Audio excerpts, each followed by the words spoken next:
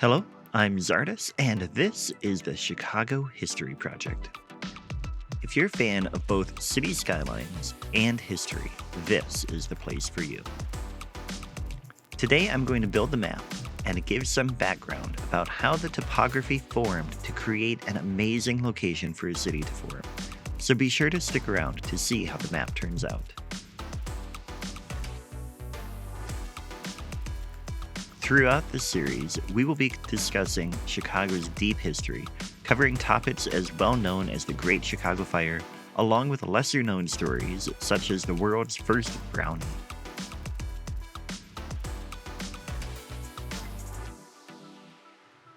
All the while, we will be building a Cities Skylines version of the Chicagoland region as the city developed throughout history. I'm so excited to share this project with you and together explore how Chicago developed as a city while learning about some of the amazing people connected with this great city. Today, we start the journey with a focus on the topography of the region, because after all, cities don't just develop where they do without reason. Rather, they develop where they do predominantly because of the location. Think about some of the great cities of the world. London developed on a tidal river at a spot where it was relatively easy to bridge, but still access the North Sea. Paris developed on a river with a defensible island within a large agricultural area. New York developed with a natural harbor relatively centrally located between two other major colonial cities, Boston and Philadelphia. On the other hand, there are so many towns that formed around the same time but never grew as large. York, England is a historic Roman city, but doesn't have access to the North Sea. Grenoble is 2,000 years old, but surrounded by mountains. Portland, Maine is as old as New York and has a natural harbor, but didn't have the proximity to other major colonial cities. It's clear that the location is so key for whether a major city develops, and Chicago is no different. Chicago is located at a very strategic spot for commerce that has taken place over thousands of years. You see, Chicago lies on a large marshy plain that formed as the interior basin of a significant inland sea millions of years ago. More recently, glaciers have covered the region at least 4 times, with the most recent one being the Wisconsin Glacier. Wait, the Wisconsin Glacier? Seriously? This is a project about Chicago, and yet I can't get through the first episode without mentioning Wisconsin? You'd think this script was written by a Packers fan or something. Well, here's your first surprise of the project. This Chicago History Project is definitely written by a Packers fan. Oh, wait, where were we? Right, the Wisconsin Glacier. This was a huge ice sheet that covered most of Canada, the upper Midwest, New England, and parts of Idaho, Montana, and Washington approximately 23,000 years ago. Interestingly, this was also the period of time when the land bridge across the Bering Strait is believed to have allowed migration by humans from Siberia to Alaska, along with other significant human migration routes. Then, as the global temperature rose again, the Wisconsin Glacier began to retreat about 13,000 years ago. This formed a body of water called Lake Chicago, an ancestor to Lake Michigan. Initially, the water drained across what is now the state of Michigan, but as the ice retreated further, Lake Chicago became a headwater lake draining south through the Chicago Outlet River. Eventually, the ice retreated far enough that Lake Chicago became Lake Michigan, with the water level dropping just low enough that the land that Chicago now sits upon became a marsh situated between Lake Michigan and the ancient outlet now known as the Des Plaines River, which flows to the Illinois River and eventually to the Gulf of Mexico. In other words, Chicago sits approximately on a continental divide, separating the waters that flow through the Great Lakes out the St. Lawrence Seaway from the waters that flow through the Mississippi out to the Gulf of Mexico.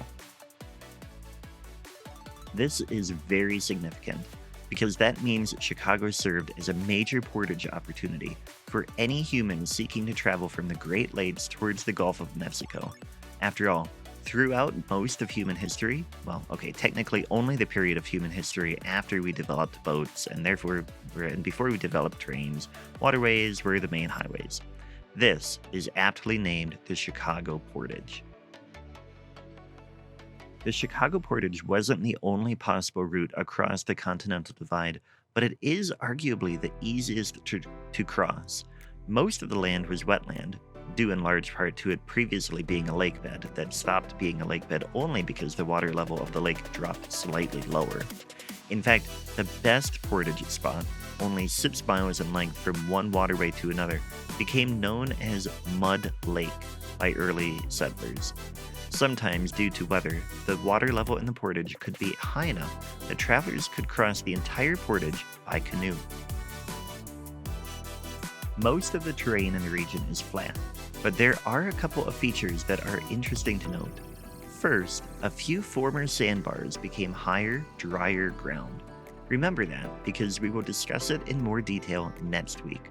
Second, a couple of high points that were originally islands eventually were given names like Blue Island and Stony Island. When European settlers arrived, these two locations appeared like islands rising out of a sea of prairie grass, and were aptly named, for they were, in fact, former islands.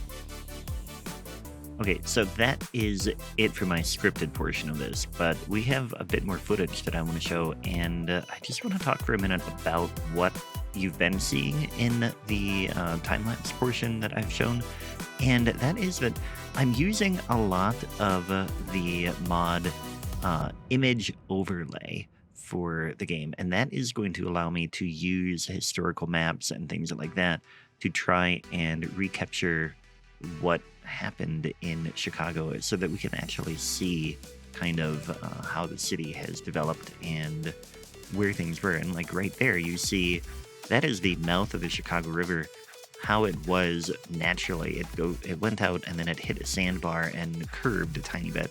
And within just a couple of years of the city being formed, they cut through that. And we'll talk about that more in a future episode. But then here I'm making Mud Lake. I wanted to get the water level pretty low, and then I wanted to get a mix of different trees here. So I decided, now would be a good time to put together my tree mix for the forest, and then for grass as well. But speaking of trees, I tried to find some from the workshop that are close to what native trees grew in the Chicago region. And here I'm just tweaking. I felt like there were too many birch trees. Having lived in the Chicago area for a long time, I know generally what it looks like, and I can see, okay, then this is a prairie land here. So I wanted to really fill out a lot of what we have with prairie. Then I go in, and I believe I use props to try and get the mud area to look kind of muddy. And it's not great, but it's going to work. And that's kind of the idea I have for the city. I'm going to work a little bit in different spots. And like right now, this is going to be background, so I didn't want to make it too detailed. But other spots, when I'm telling a story, are going to be more detailed. Or if it's a small area that we're working on that day, then it will be hopefully more detailed as well. But I really want to focus the series on the storytelling of Chicago history, and that is really where the focus will be. I hope you stick around with me for how it goes. We'll see. We'll see how it goes, how it turns out. I'm really excited for it, and yeah. So there we have it, the terrain of the Chicago region. Next week, we will discuss the Native Americans who lived in the area and the trails they used. If you've liked this video, please leave a comment or consider becoming a Patreon supporter. This style of video takes a lot more work to produce, and the project as a whole is, quite frankly, a bit daunting. But with your support, I hope it will end up being great. Also, be sure to click to watch the video on the screen now. I'm sure you'll enjoy it too.